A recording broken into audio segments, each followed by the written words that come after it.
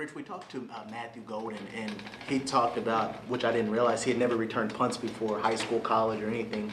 What's the process like in trying to get him up to speed, and is it just kind of a start from scratch thing with him? Yeah, not from scratch. He's got tremendous football IQ. It's just about the decision-making process that he has to go through back there. Watching the tape during the week of the direction of the punter, trying to get in position where he could see the ball come off the punter's foot, understanding the different punts that they have, whether they have a flop or whether they have a fat ball or whatever those things are, and how to get yourself in position to do it. So he's certainly qualified to do it. It's just a tedious repetition of the simplest movements, right? It's just going to take time over and over and over again, and he's working diligently at it in practice. And I think I talked last week about the biggest thing back there is the decision-making process, when you fair catch, when you go get one, when you play it on a bounce, those sort of things. So, he's a work in progress. I'm excited about the direction he's going in. I think if you're, talking about last week, the one we would have liked to have had back is make a fair catch over there with the ball in the 22. It ends up going down to the 2-yard line. So, but I think he's going to keep getting better. Rich, when you looked at the block kick on tape, was it just the push that they got, or what did you see as far as what needs to be better there? Yeah, I mean, it was the same look 3 times in a row. We did okay on it the first 2. We had tuck in for the first time at the edge on the last one, and he just kind of eyeballed 95 a little bit too hard. We didn't get our hands on the edge guy. I think he said he got his hand on it, so he probably did. It changed the trajectory of the ball a little bit, and then we just gave up too much push inside. So it's now we've been on this side of it. We've been on the other side of that before. Now we've been on the negative side of it. So we're working diligently to correct it. So there's really nothing that Brandon could do in that situation as far as the kick goes? No, I think the operation was good. Snap and hold was good. The time was what we've been. So it was just we got a little pushed a little bit too far back. When they double team the guard, seem to come down on his side and then bring another guy at him. Is there a certain technique or? Yeah, there's plenty of technique. We just, again, you get bested sometime in football, and we got bested on that particular play. How have kickers gotten so good over the years from long range? Like, once upon a time, a 50-yard field goal was a big deal, and now 50-yard field goal is practically nothing. Yeah, I mean, getting ready to play a kicker, you get the ball to the 50. He's in field goal range in Dallas. So I think the one thing this year that's going to kind of help everyone is the ball now is different. Now we get the kicking ball early. We have the kicking balls for the whole year, and we can practice with them, which we haven't been able to do, I think, since 2001, if I'm not mistaken. We have the kicking ball, but you can actually practice with it now. So I think that's increased the distance, and it's increased the hang as well, I think, for punters. So, just at any position, as time goes on, guys get better and better and better at certain crafts, and I think we're seeing that with kickers as well. How many yards do you think that adds to a kick if, kicking with balls that are more broken in?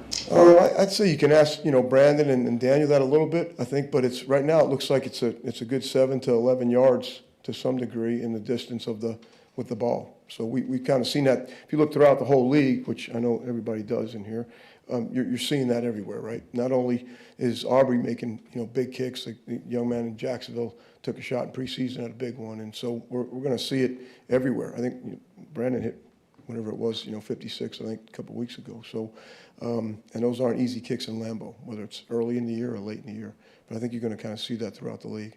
The flurry of block kicks we had, not just in your game, but a couple others. I mean, I think that's a 1-week blip, or are teams just that much more equipped to block kicks now than in the past, or was this just kind of a fluky thing? Well, it was, as crazy as it was, there was a lot more than a couple, again, to the question of technique and the question of fundamental, a lot of guys do a lot of different things, and sometimes you can get exploited. You fix one weakness in a game that you've won, and you come back the next week and they attack something completely different. So the other thing that happens is, guys get knickknacks, offensive linemen, and they're out, and you replace them with another guy who maybe hasn't gotten as many reps in practice or some of those things. So, and there's a lot of big men play defensive line over there that are rushing people.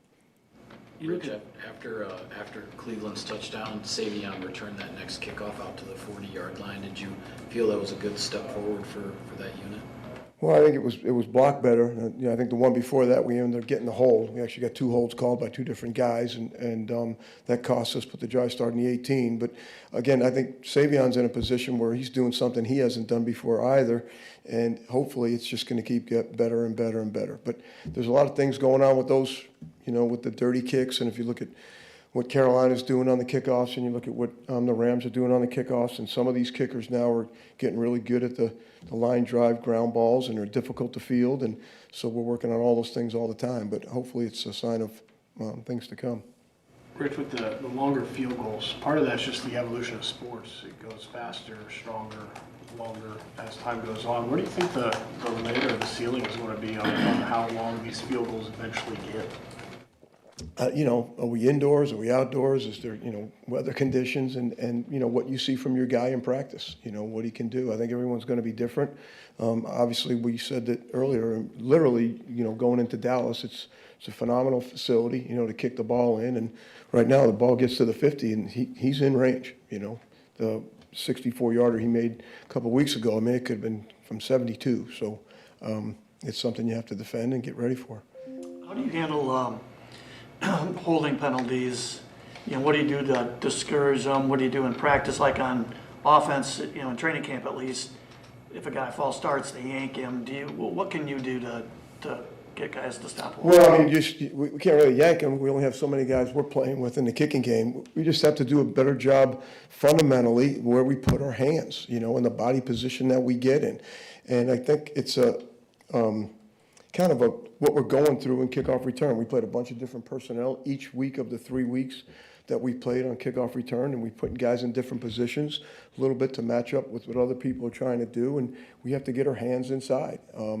And so I think it's a fundamental, it's a technique, it's something that has to be, again, worked over and over and over again. And it's a matter of getting the reps and doing them the right way. So, that penalty is more of a fundamental or a technical penalty. It's not a selfish penalty. It's not a focused penalty. And, those can be corrected. Hey, Rich. Earlier this week, Matt talked about how mistakes on special teams are catastrophic.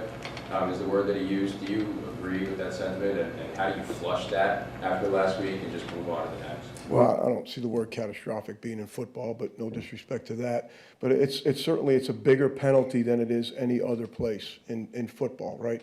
If you get a penalty on offense, you're going to get another down to make up for it. Get a penalty on defense, they're going to, move it a little bit, but you're going to get another down. And for us, you get a one-play mentality. You get one shot at being good at what you're asked to do. So it becomes a bigger penalty usually within the course of the game. And then when you have one like we did on the kickoff return a little bit later in the game, and you put our offense on the 18-yard line, it looks like a really bad play because it is a really bad play. So, again, special teams, it's one-play mentality. And when you have a problem on that one play, it's just magnified tenfold. And that's what we just we went through. Now, it's not all bad. There were some good things. We talked about the return, and I think our punters played pretty well. And we saw the same front 3 times and got bested on the third one.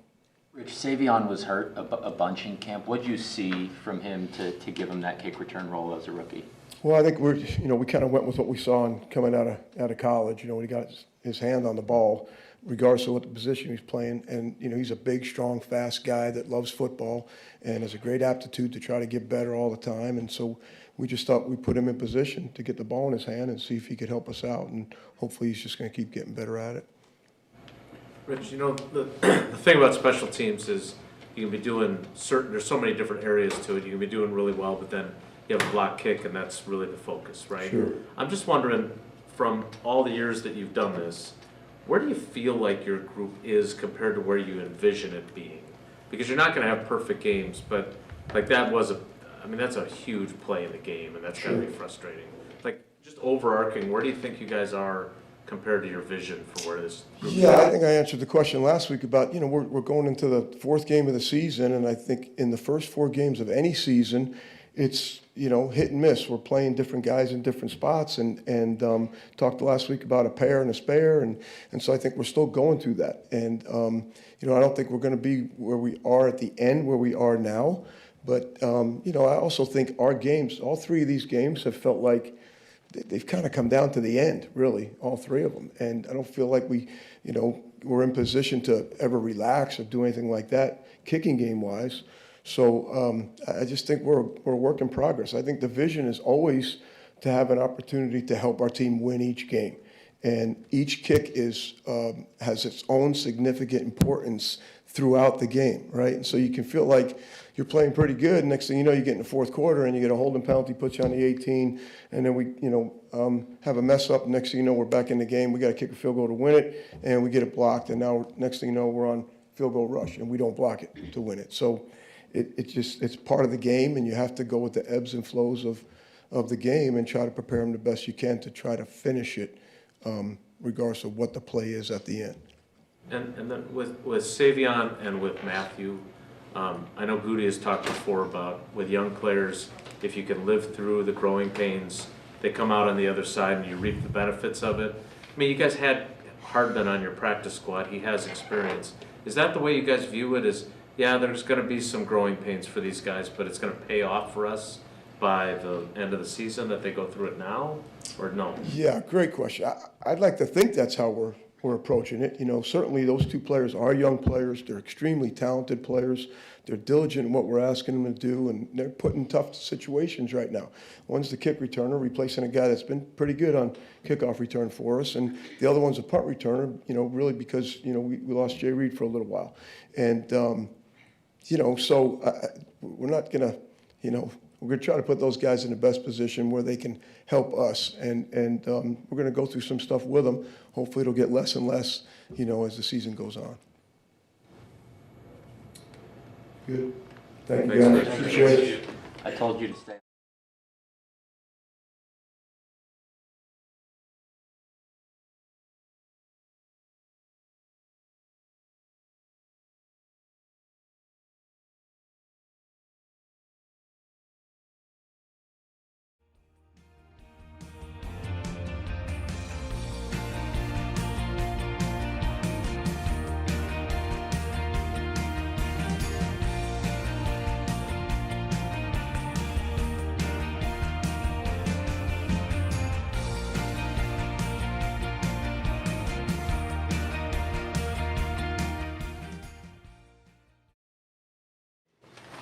Jeff, as a first-year coordinator, what did having a player like Kenny Clark in your group mean to kind of instilling your culture and defense here?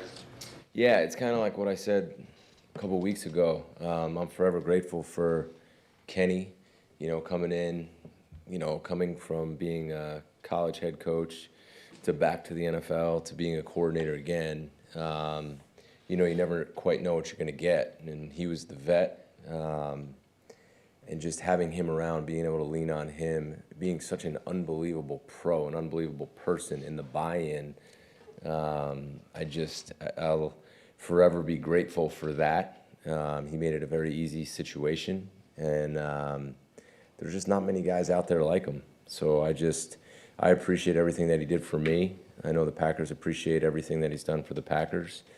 And I'm a huge Kenny Clark fan, always will be. And, just appreciate him. Obviously, we're all focusing on Micah so much, but Rashaan happens to lead the league in sacks right now. Obviously, you saw what he did last year. What's been different? Is it just the Micah effect, or is there something else different there with Rashaan to kind of explain that? I think you got to give credit to Rashaan. I said it during training camp. I saw it during OTAs. I saw the way he worked in the offseason. He came back in great shape, worked on his get-off, worked on his pass rush, and it's what he does every day. And it's what he did in training camp. And that's what we were hoping we were going to see, and we have. He's finishing on the quarterback. I think he's playing really good in the run game. He's playing more snaps because he's in better shape. He knows the defense. He has a better understanding of it. And I think the guy's he's had a really good start, and we just need to continue because it's just a start, right? And he's got to get better and better, and we got to coach him better and better. I give a lot of credit to those D-line coaches. I think they're doing an incredible job. I think DeMarcus, Vo, and Wendell in that room have really done a nice job meshing together, being DeMarcus's first year. And I think it's a great combination right now. But I'm really proud of RG and where he's at, and we got to push him to continue to get better. What have you seen from Nate Hobbs these last 2 games as he's come back off the injury? Just getting more comfortable. I mean, kind of came right back from the injury and didn't really practice very much full speed. So I think he's getting his legs back under him. I think he's gaining his confidence back. You know, he hadn't played football and just getting in the routine of things. So I think, you know, you'll see him play more and more, and I think you'll see him play faster and more confident, and I'm excited for that. I got a lot of respect for him, the way he came back so quickly after it with minimal practice reps and kind of went out there and played. So I'm excited about what he's going to do going forward. Hey Jeff, how You always kind of, or you're like the voice that pops out of nowhere. It's like I'm looking, everybody's staring at me, and then it's just like, how dangerous the quarterback is Dak Prescott? Oh yeah, Dak's really dangerous. I mean, I think the first time I went up against Dak was years ago. Gosh, it feels like a while ago when I was in San Francisco. And just watching him on tape the last couple of days, you know, he sees things really well. He does a really good job of getting in and out of plays. He's always talking at the line. He's always checking at the line, and he sees it quick. He gets rid of the ball fast, and he throws the ball deep really well. He throws some really nice deep passes, and he's accurate. And then he can still beat you with his feet. He's strong. He's hard to tackle. I've been really impressed with him without having to study him for like a long period of time and then seeing him again. I think he's a special one, and it will be a challenge for us. Have you and X, because X has a lot of experience against him with the Giants, have you and X talked at all or really game plan specifically based on what he's experienced against him, or have you guys? Yeah, I always ask anytime a player's played against a player, I want their feedback and just kind of their general thoughts of what they think about him, what they saw live, and just conversation. So Jeff, with Go. Okay. We'll take turns. We'll get them all.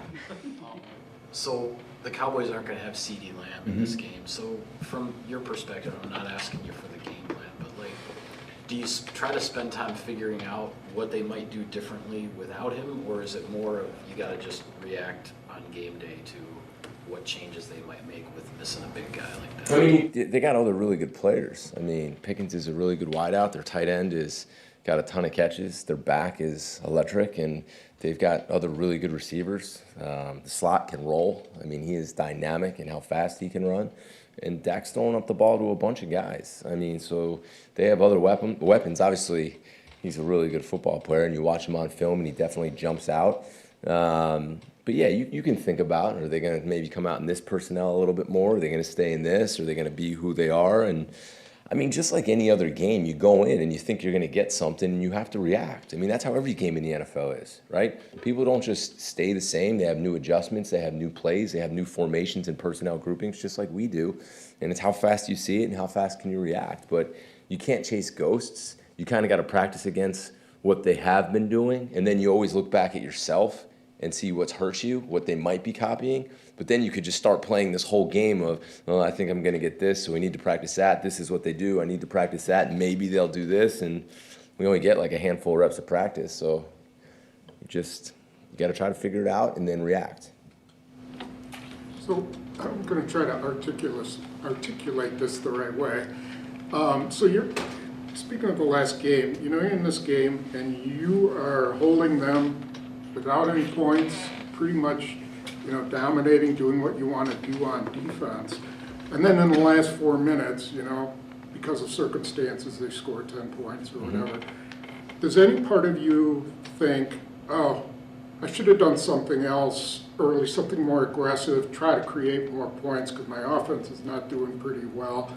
Does that thought go in your mind, or is that, you know, just Like second guess? before those 4? Yeah, before, you know. No, what goes into my mind is we stop them, we make them punt. We stop them, we make them punt. We stop them, we make them punt. What can we do to stop them again and make them punt? If they hit us on a big play, how can we make sure it doesn't happen again?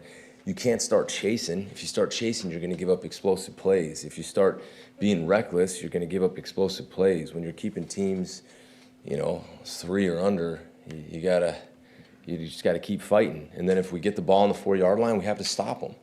I mean, that's our job. I mean, they had the ball on the goal line the drive before, and we stopped them, right? They had the ball on the 4-yard line. I said, here we go. We're going to stop them. And then they get the ball on whatever yard line it is and have to drive 10, 15 yards, and we have to stop them. I mean, that's our job. So, no, you got to stay the course. You can't try to get too reckless because then you're going to give up a big play. So I look at every call that I make, and I am very critical on myself and reflective of myself after every single game. And you always want certain calls back for sure, but that's just the nature of it. But no, I don't think like that. Jeff, was there any teaching moment or anything you guys could have done differently on the very last play to not allow them any time to spike it, or is that just how they just did it fast? Yeah, I mean, we didn't execute the last play the way we wanted to execute it, so I wish that we did. But after they actually got the play, was there anything you could have? With the spike, yeah, we could lie on the, absolutely. I mean, you just answered the question yourself. You lie on the guy, you fight for the ball, and you hope that he can't get up. And now there's a fine line there because the refs could call you. But for sure, it just happens fast a lot of the times. And, with a young group, I got to coach that better, and I got to make sure that they understand that situation better. And then when the time comes, and if it does come again, we'll execute it better, So, yeah, they're all learning experiences. I think win or lose, whether you play really good defense or you don't play really good defense, I think you have to treat it the same way. You got to learn from every single thing that happens throughout the course of a game, win or lose. And, unfortunately, we didn't win that game, so we have to be better. Jeff, when you talk about it's our job to get the stop, I get all that. But there's not a lot to nitpick with you guys from the outside looking in, with the exception of the fact that you guys have put so much emphasis on taking the ball away, and you have 2 picks, and one of them that you could probably argue you'd have been better off batting down if McKinney's maybe, because it was a 4th down play. Why are you not getting the results? Because we know how hard you've worked on it. Yeah, I mean that's life, right? I mean, you're process driven, and I know you guys are all looking at me like that's coach speak, but you put in a lot of work, and you do it over and over and over again, and you emphasize it, and you coach it, and if it falls up short, you don't give up on it, and you don't feel like, man, we're never going to get these, and now maybe you tweak certain things that you're doing, or maybe you have new thoughts, and you look hard at yourself why they're not happening. But we've emphasized that more than we've emphasized it last year. It just so happened last year this time I think we had probably 8 or 9. And my belief is that they're coming. I mean, we're swinging at the ball more than we did last year. And then that's the truth, because we're even charting that. I mean, we're to the point where we're charting how many opportunities did we have to go after the football. For every play, we feel we had an opportunity and how many we didn't take. And guys are taking them, and they're going to come. It's like you just keep sharpening and sharpening and sharpening and swinging at that tree, and eventually it's going to fall down, and eventually we're going to get the takeaways. Now, again, I don't know how much the ball is going up against us right now, right? It's not, and that's a good thing. But, yeah, I want to get more takeaways. We want to get more takeaways. I don't think anybody's sitting here happy with that. So if you want to think about something that we need to do better, and there is other things we have to clean up, and I think we can play better, that's one of them. And I'll do my best to make sure we get them. But going back to Spoon's question, like you don't want to chase. You also don't want to chase in a dangerous way that you're putting yourself out of position because you're going after more interceptions or abandoning your technique because now suddenly you're feeling the pressure to get more takeaways, right? No, you don't. You guys are all tied in together on this, and you're right, because there were some times in that game where in certain situations where we weren't tackling, we were kind of going backward. It's because the first guy in wasn't wrapping up. The first guy in was doing exactly what we're talking about, and he was going for punches, and you can't tackle like that. The second guy in can, or the guy you don't see can, or the third or fourth guy in because we're running to the ball can, but you have to be careful there. Because if you do start chasing it, then we're giving up 8 yards after the catch, and it turns into a first down, which that's what happens when you chase it. Or if all of a sudden your middle safety says, I'm going to take a shot and come out of the middle of the field and drive a high cross or drive a dig, and they run a post, well, guess what just happened? We just gave up a 50-yard explosive play. So you got to preach to your guys, just trust the process, stay patient, and they'll come. There was runs of games last year where we weren't getting takeaways, right? But then there was runs that we were. So we got to continue to emphasize it, and then hopefully that comes, and that does help us win football games. Because I'm with you. I mean, our job is to do everything we can to win, and we got to get the ball back too. Jeff, it's the elephant in the room this week, Micah, going back to Dallas. I'm curious because that's going to be an emotional experience for him. How do you handle that? Do you talk to him during the week about it, or just kind of stay back and let him do him? Yeah, we've had a little bit of conversations, but he's really done a good job of this week of kind of focusing on the plan, focusing on his teammates, focusing on getting better.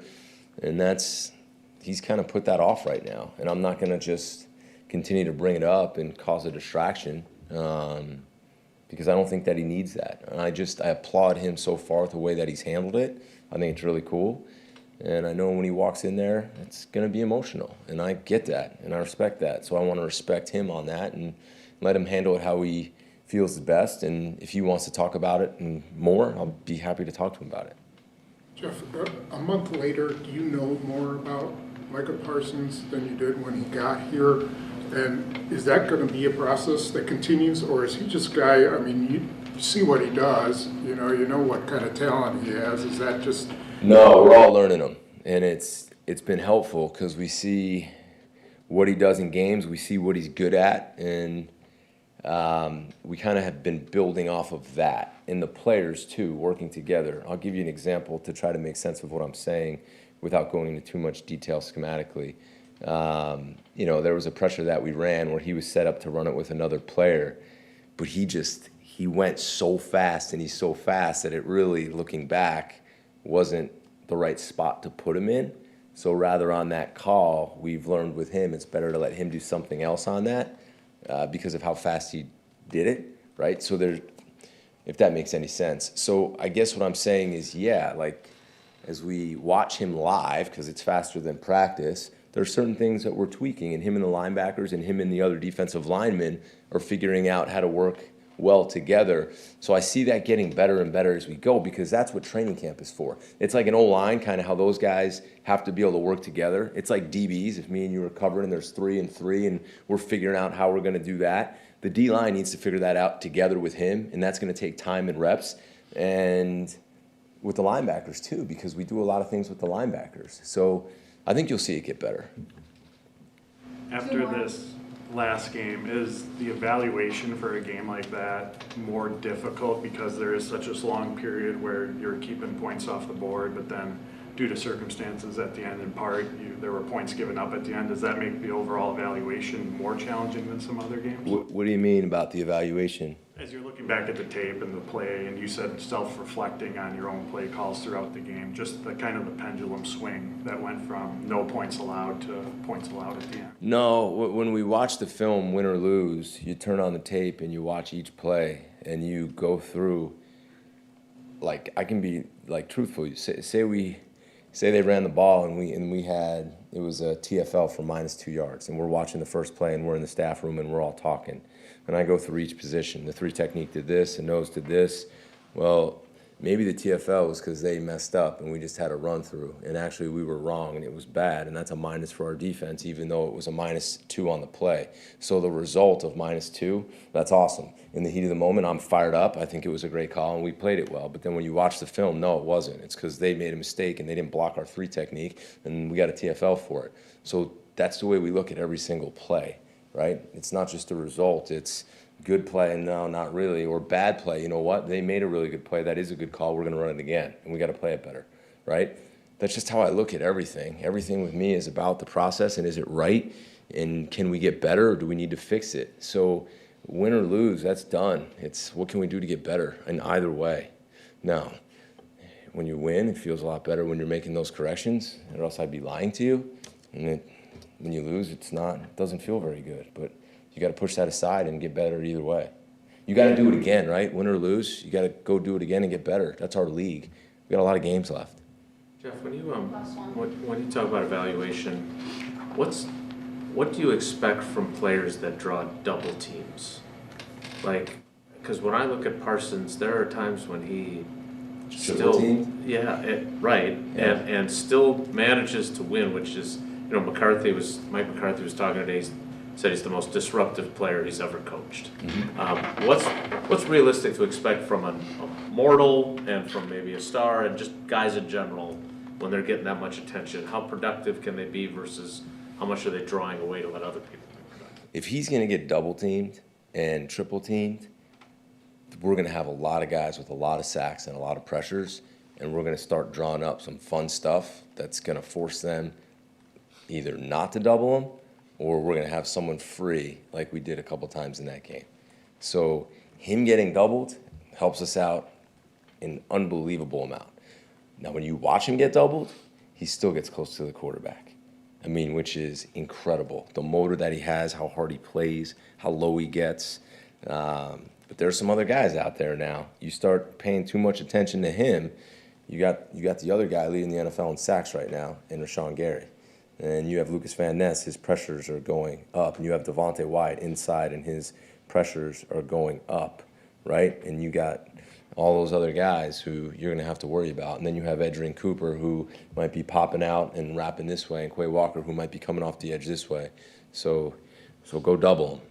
He might still get you, and then the other guys are going to get you too. All right. Have a good night, guys.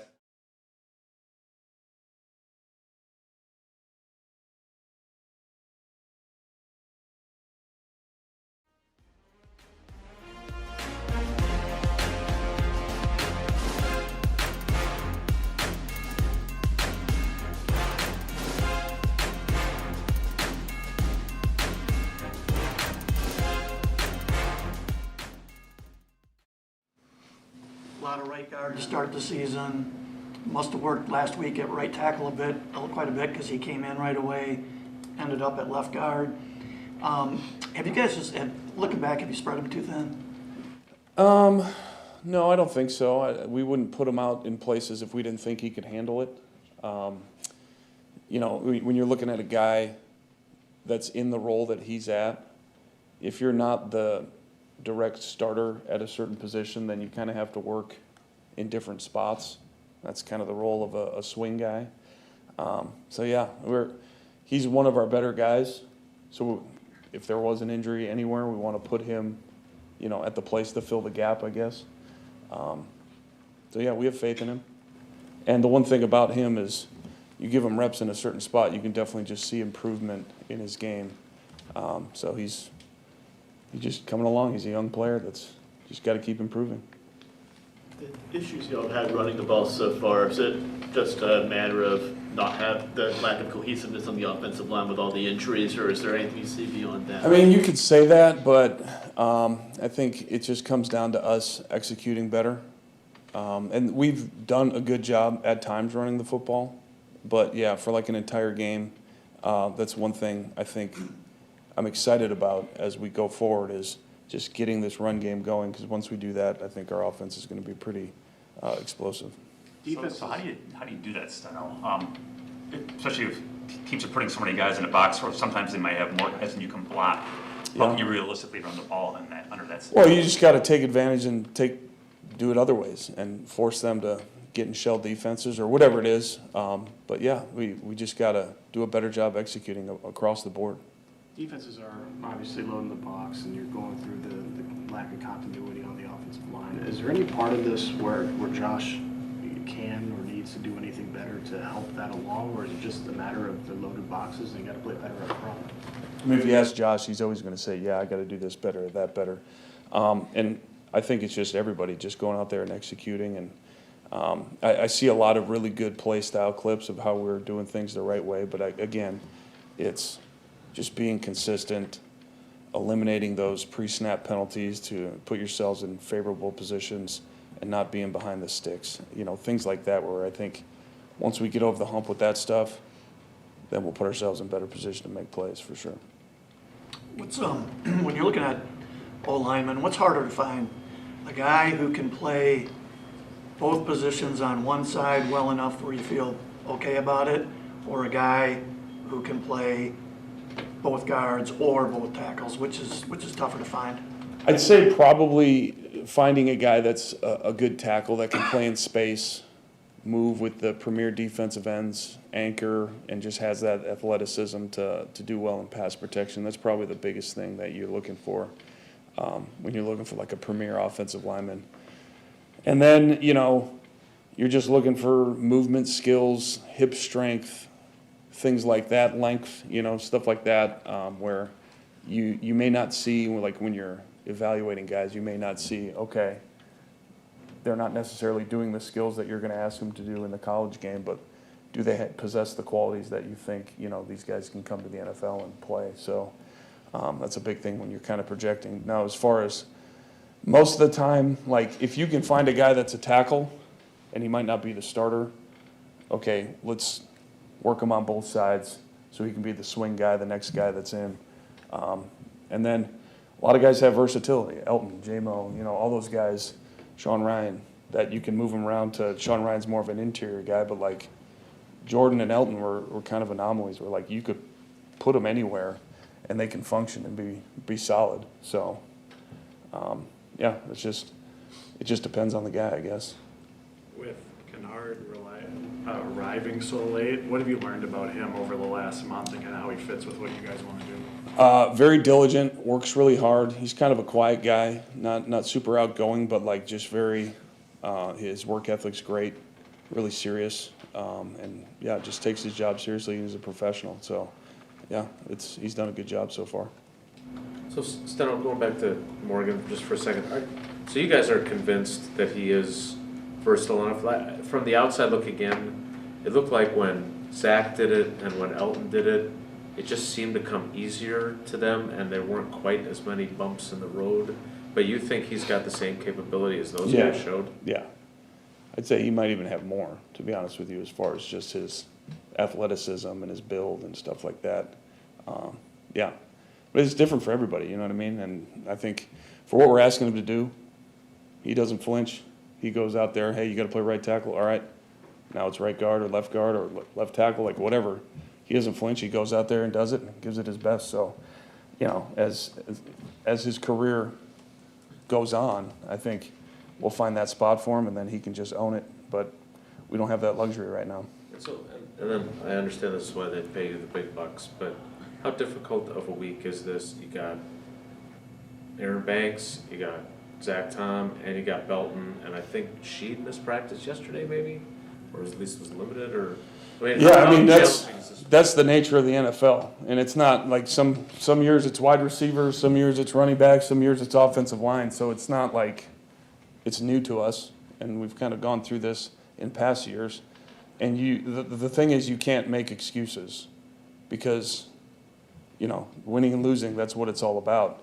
And these guys just go out there, and the expectation is for the position. So whoever's playing right guard or left guard or whatever, the expectation is to go out there and help the Green Bay Packers win. So, yeah, we have plans for everybody, but I'm just excited to go out there and watch how these guys respond and play.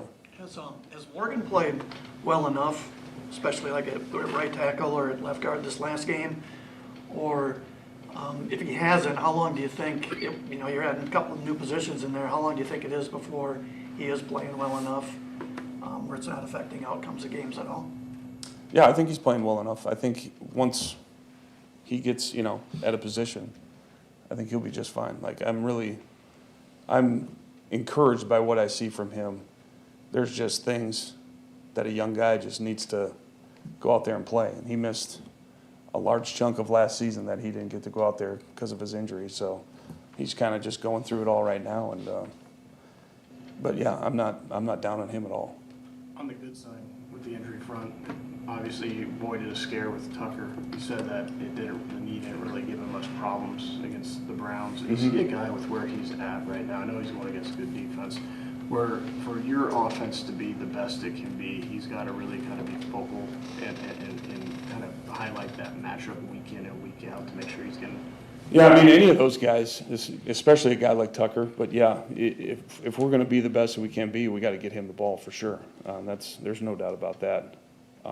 But that he does great things when he has the ball. You know, at the end of the game, we got the ball to him, and he did a great job, got an explosive play, put us in field goal range. So, he's just one of those guys that makes plays when he has the ball in his hand, for sure. Did you see the Browns adjust anything and how they covered him after his big game against Washington? No, not really. Yeah, they kind of did what they do. Is Golden doing enough where he's kind of, I don't want to say demand's the wrong word, but deserving more opportunities as well? Maybe some end arounds late in the game. Yeah, I mean, That? we're always going to try and find a way to get those guys the ball for sure. And if the play develops and he might be the primary guy and he's there, great. But if not, if they took it away, then we're going to try not to force feed it. And I think that's just one of those things with the guys we have. We got Wicks, we got Golden, we got Tuck, we got Romeo, we got Josh Jacobs, we got some playmakers. So it leaves you, with a lot of options. So it's not like you have to force the ball to one guy or whatever it is. You can just call your plays and read it out, and whatever the defense gives you, you can take it. At the end of his deep shot, Golden, should he have kind of tried to get more yards and turn that upfield, or what was your view of that? Yeah, I mean, I thought he had a chance to, for sure. When I was up in the box, I was hoping he could stick his right foot in the ground and just take off, but his momentum carried him out. So, I mean, it's still a good game, but I think as he goes in his career, he might be able to put his foot in the ground and maybe take it to the house. Steno, you mentioned earlier trying to get over the hump with the penalties. I mean, I'm not trying to be like a smart ass, but like how do you coach your way through like false start, the pre-snap stuff? Like how do you get through that? I mean, you emphasize it and you just keep working on it, and it clicks eventually. You know what I mean? So I think guys, it's not like we're not talking about it, we're not emphasizing it. We use a lot of cadences. I mean, you can pull back and take that versatility away, but then now you're allowing defenses to tee off on you. So I'm going to trust our process and trust our guys. And again, I'm just really excited to see how we're going to go out there and respond on Sunday, because that's what it's going to be all about. Steno, you guys are one of the teams that uses the quarterback having the wristband with the play sheets on it. What do you think the benefit of that is, and why do you guys do it? Well, there's a lot of different benefits from like a play caller standpoint. You can just say, hey, wristband, whatever it is, and then they don't have to hear a long call, the play clock's running, process it, okay, go talk. They can just bang, hear it, and now they're reading it and saying it at the same time. So it saves seconds. And then also longer play calls, things like that, where the verbiage can get kind of wordy. That's another reason why you use it, just so he doesn't mess up hearing it and then communicating that in the huddle. Elton said yesterday that he thinks he's played like shit this season. Is that him being too critical of himself, or is it part of the position switch? What are you seeing there? Yeah, I think he's being critical of himself, which is he's taking ownership and all that stuff. I would say he had a bad game. He didn't play great for his standards against the Browns, but it's game 3 of a 17-game season, plus hopefully we're in the right to make the playoffs. So it is what it is. If he can take that negative and make it a positive for the rest of the season, then let's go and do that. You know what I'm saying? So, I'm not going to get too high or too low on any of this stuff. I just want to see how they go out there on Sunday and play. You guys have had some seasons earlier in your time here where things were a little rough early, maybe with the offensive line. Oh, yeah, I remember. Yeah. But you've always seemed to come out okay in the end. Mm-hmm. How long do you think it takes for an offensive line and even a whole offense to gel and figure itself out and all that? We have a saying, it takes 10 games. 10 games. We learned that 2 years ago when we had pretty much an entire rookie roster playing, and then all of a sudden, around game 10, it was like, all right, things are clicking, guys are figuring it out, you know what I mean? So we joke about that. Oh, it takes 10 games to get your offense going. Hopefully it takes less than that this year. I would expect that, but it's one thing you just got to go out there and make sure you're doing the right things in practice, and guys are playing hard, playing the right way, and it'll click. Maybe this will be the week. I mean, if you look at Dallas's defense, they've been being pretty bad the last couple of weeks. What have you seen? The corners, looks like their corners are going to play. What have you seen from that side of the ball? I mean, Bland's a good player. They definitely would be excited to get him out there because I think he's a good playmaker. Up front, you know, they got Kenny, and he's playing very well. So they got some good rushers. Fowler, we'll see what they do with Clowney. Obviously, he's going to be playing this week from what we've heard. So there's a lot of things we got to get ready for. And I think worrying about them, yes, but then just worrying about ourselves and making sure we're doing the best that we can to go on the road and go out there and execute and play a clean game. That's going to be the most important thing for us. Is that what kind of typically is when you don't have the game you want, that the focus becomes more inward than the opponent? Well, yeah, I mean, you just look at what happened last week when we had 5 pre-snap penalties and just sloppy ball, and it's all self-inflicted wounds. And that's just a good portrait of if you don't take care of the simple things, the things like executing a snap count or getting off on the ball, the rest of it is pretty hard, especially when you're going against a good defense, which you pretty much play every week in the NFL. Steno, what do you think of what you've got in the first 3 weeks from Wicks, and how different is he than he was around this time last year when obviously he was struggling with the drops? Yeah, no, you can see he's out there every day. He's playing with confidence. He's running great routes. He's blocking. He's doing everything we ask, being a good leader. So I'm excited just to see as the season unfolds just the plays that he's going to make. Like, we got him the ball in some crucial situations last week, and he came through down in the red zone, made a great guy miss, and almost scored a touchdown. So he's a guy that, you know, has shown that he's stepped up and done a great job. So Josh today in the locker room said that he felt that everybody was kind of flat pregame for the Browns, whether that was because you guys were 2-0 and they kind of felt complacent or not. Did you feel the same effect pregame, and did it have any effect on the game? For me as a coach, like, I try not to get too high or too low in pregame as far as reading into that, because sometimes you can be like, oh, they didn't look great, and you can get all worked up, and then all of a sudden they go out there and everything looks great. So I didn't notice that particularly. I thought the guys had good looks in their eye. They were ready to go. So, yeah, but if he said that, then that must have been a thing that he felt. All right, thanks, Luke. All right, thanks, guys. See you.